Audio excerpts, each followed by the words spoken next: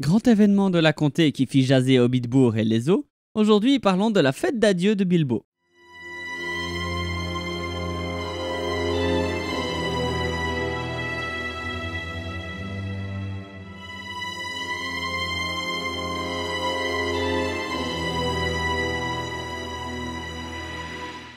La fête d'adieu était une grande fête organisée par Bilbo Saquet pour son 111e anniversaire dans le champ de la fête, le 22 septembre 3001 du Troisième Âge. Par une heureuse coïncidence, c'était exactement le 33e anniversaire de son neveu Frodo Saquet. Il est également précisé que les âges combinés de Frodo et Bilbo formaient le nombre 144, qu'à cette époque dans la comté on pouvait appeler une grosse, bien que ce terme ne fût pas jugé convenir à des personnes. Revenons aux préparatifs de cette immense réception.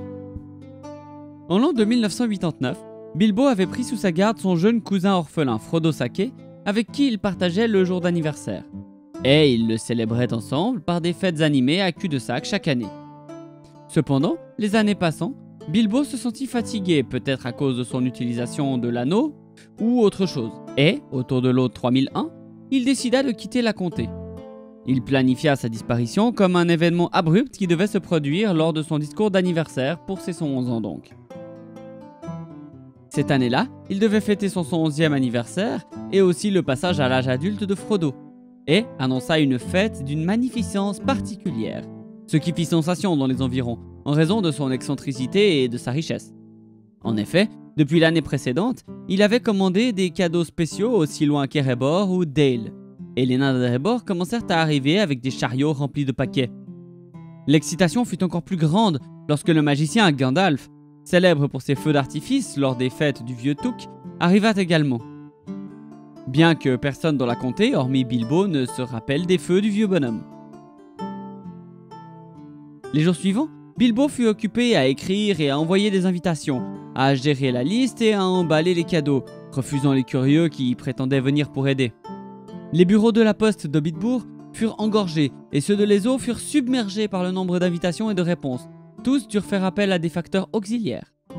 La restauration, qu'il avait commandée à des kilomètres à la ronde à Hobbitbourg, avait épuisé les stocks de la plupart des magasins, caves et entrepôts. Dans les jours précédant la fête, le grand champ situé devant cul-de-sac fut réaffecté aux besoins, avec cordes et perches, lanternes, tentes et pavillons. Une nouvelle porte fut même construite pour relier la fête à la route. Chez Monsieur Saquet, les choses sont bien faites, dit même le vieux Gamgee. C'était une fête énorme et coûteuse, à laquelle sont venus la plupart des hobbits de la région. Bilbo accueillait les participants en personne à la nouvelle porte blanche, remettant à chacun son cadeau, et au-delà. Cet au-delà représentant ceux qui ressortaient secrètement par un chemin dérobé et revenaient à la porte pour recevoir un second gâteau, car ces derniers étaient spécialement beaux. Il plut de la boisson et neigea de la nourriture, comme on disait en comté. Mais il y eut aussi de la musique, des chansons et des danses. Les gens festoyaient continuellement à partir de 11h du matin. De nombreux enfants étaient venus avec la permission de leurs parents, d'autant plus qu'ils recevaient un repas gratuit, et croyez-moi quand je vous dis que même les enfants hobbits mangent beaucoup. Au déjeuner et au thé, les invités s'assirent pour manger ensemble. Autrement, chacun mangeait, buvait, dansait, discutait ou chantait à sa guise, quelque part sur le champ de la fête. À 18h30, oui, 18h30 en septembre, il fait probablement encore jour, Gandalf a commencé un spectacle avec toutes sortes de feux d'artifice. Le dernier a été conçu et fabriqué spécialement en l'honneur de Bilbo. La figure d'une montagne et d'un dragon cracheur de feu réaliste qui rugit et virevolta 3 fois au-dessus de la foule avant de voler et d'exploser au-dessus de les eaux. C'était le signal du souper, et tous se remirent à table avec plaisir, pour ceux qui en avaient bougé évidemment.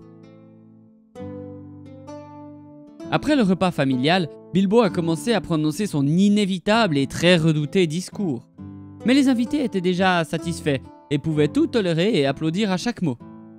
Lorsque Bilbo commença son discours parlant de son âge et le remerciant d'être venu, ils pensèrent qu'il avait dit tout ce qu'il fallait et ils commencèrent à jouer avec les instruments musicaux et à danser la saltarelle. Bilbo a dû prendre et souffler dans un petit corps pour les faire taire. Puis il leur dit qu'ils étaient tous là pour 3 raisons. Leur dire qu'il les aime en premier, fêter son anniversaire et celui de Frodo en deuxième, en se souvenant de son arrivée à Esgaroth des années auparavant d'ailleurs, et leur dire adieu, car c'est la fin, il s'en va. Ce moment a été marqué par la brusque disparition de Bilbo. Il a utilisé l'anneau pour cet effet et Gandalf a improvisé un flash lumineux à la dernière seconde. À la fin de son discours, évidemment, Bilbo passa ensuite derrière les invités surpris qui marmonnaient et bavardaient et cherchaient du réconfort dans la nourriture. C'est des hobbits après tout. Bilbo retourna à Cul-de-sac et il y fut rejoint par Gandalf qui le persuada de laisser l'anneau à Frodo. Et Bilbo partit vers l'est avec 3 compagnons nains qui ne sont pas nommés. En tant qu'héritier de Bilbo et héritier de l'hôte de la fête, Frodo avait le devoir de réconforter les invités choqués et de leur offrir un bon repas. Vers minuit, les calèches vinrent ramener les invités importants chez eux et ceux qui étaient trop ivres ou trop lourds furent emmenés par des jardiniers sur des brouettes. Le lendemain, les ouvriers reçurent l'ordre de nettoyer le terrain de la fête.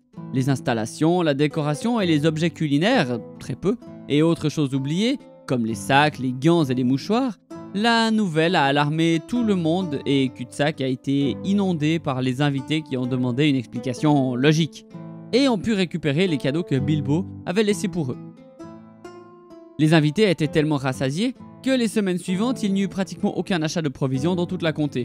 Mais comme les stocks étaient vides, cela était pour le mieux. J'espère que cet épisode un peu plus joyeux que celui d'hier vous aura plu. On arrive bientôt à la fin des vidéos pour l'Avent. Il reste demain, vendredi et samedi. J'espère vraiment que cette série vous plaît et que vous passez un bon moment. Pensez à me soutenir sur Tipeee si vous le désirez et que vous pouvez vous le permettre, évidemment.